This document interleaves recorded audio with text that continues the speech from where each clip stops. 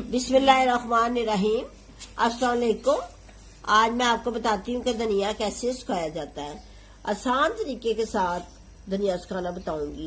ये देखिए, मैं आपको बताती हूँ कि सबसे पहले आपने धनिया ला के तो इसको इसमें से मिट्टी निकाल लेनी है।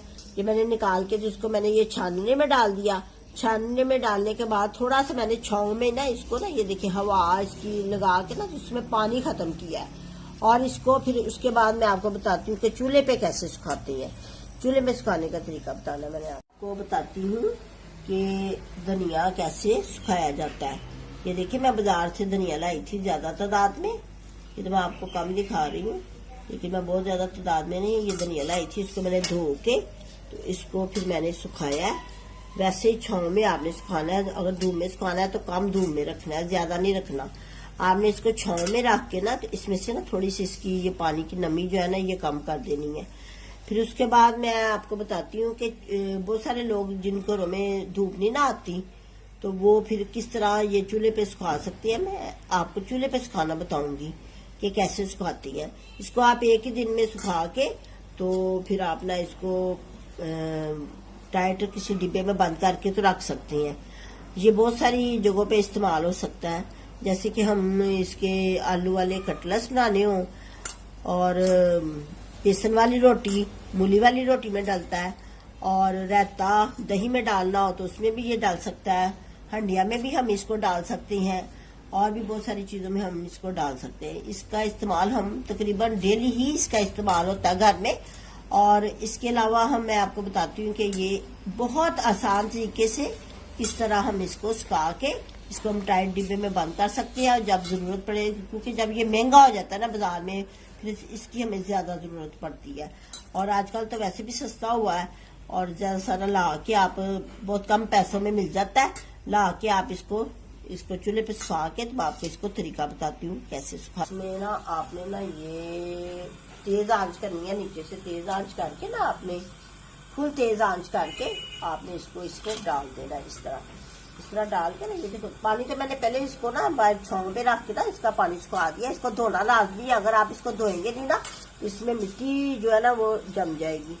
तो इस तरह आपने तेज आंच करके ना इस तरह आपने इसको इसमें हिलाना है। इस तरह हिला के देखिए, इस तरह आप हिलाएंगे ना इसमें देखिए ना इसकी पानी जो है ना इसमें खत्म हो जाएगा बिल्कुल। बहुत सारे लोग इसको माइक्रोवेव सिखाते हैं, लेकिन वो बहुत मुश्किल होता है काम। वैसे भी उसका जो माइक्रोवेव के साइड इफेक्ट बहुत ज्यादा है, तो चूल्हे पे इसका कोई भी ऐसा बुरा असर नहीं पड़ता। अब आपने इस तरह करना है ना, ये देखिए इसमें पानी की नमी खत्म हो गई है ना। इसमें आपने तेज आंच करके आपने इसको परात में ऐसे डाल देना। इस तरह आपने परात में इसको ऐसे डाल देना, फैला देना। मैं आपको थोड़ा सा बना के बताती हूँ। वैसे तो मैंने ज्यादा बनाती ना जब वो फिर मैं लगा ही सुखा के तो रख लेती हूँ। तो देखिए फिर मैंने पकड़ा इसको, फिर मैंने इसको ना ऐसे डाला, ऐसे डाल के और फिर इसको मैं ना ऐसे हिलाना है। आपने ऐसे हिलाते जाए और ये देखिए इसमें बिल्कुल जो पानी की है ना वो थोड़ा बहुत है वो सूख जाता है। पानी जैसे ये सूख जाएगा तो देखिए ये एक ना बहुत आसान तरीका है। आप ये तरीका करें तो आपको चलेगा।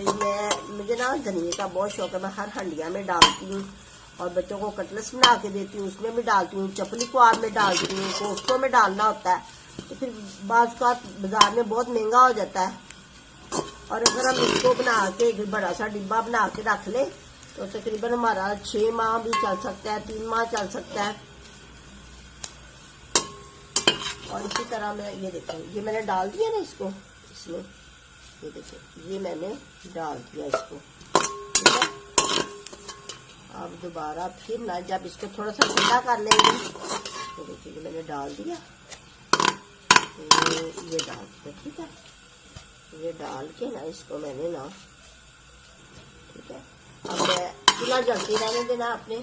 अब इस तरह करें कि आप ना थोड़ी देर के लिए ना इसको ना ऐसे हैंड लगा के ना इसको ऐसे करें। इस तरह आपने कर लिया, थोड़ा सा इसको सुखा के ना इसको थोड़ा सा और इधर उधर करके थोड़ी देर के लिए आप इसको ना फिर ना ऐसे करके ना ऐसे फिर आप इसको फिर इसमें फेंक दो, फिर दोबारा इसको फेंक दो। थोड़ी सी हवा लगानी है, ज्यादा नहीं, थोड़ी सी, ऐसे थोड़ी सी। देखो ना, आपको पता है इस तरह माइक्रोवेव में बहुत सारे करती है, लेकिन माइक्रोवेव का जो तरीका ना बहुत इसका वैसे भी महंगा पड़ता है तरीका।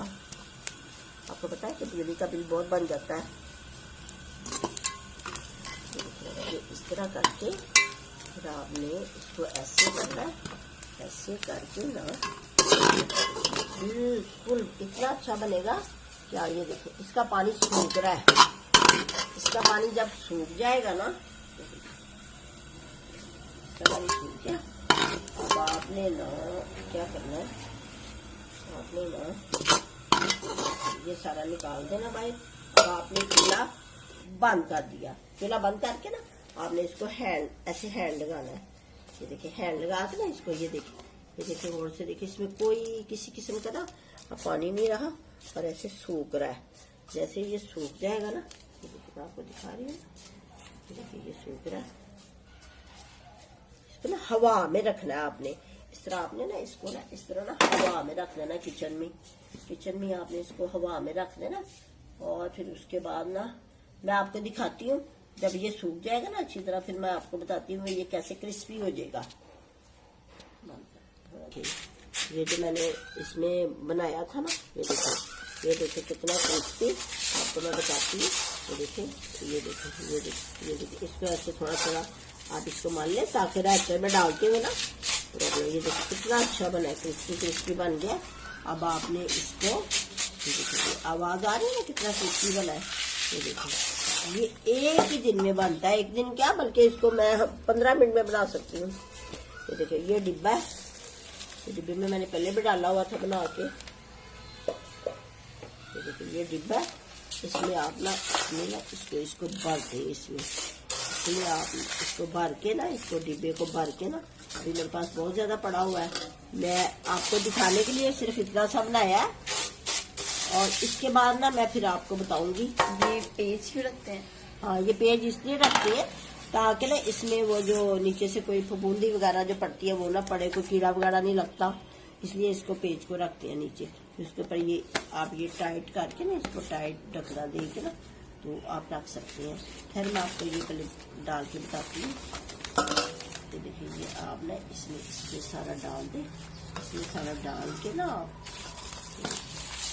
ऐसे डाल के ना फिर आप इसको ना और फिर आप इसको यूज कर सकते हैं। खुदा हाफिज।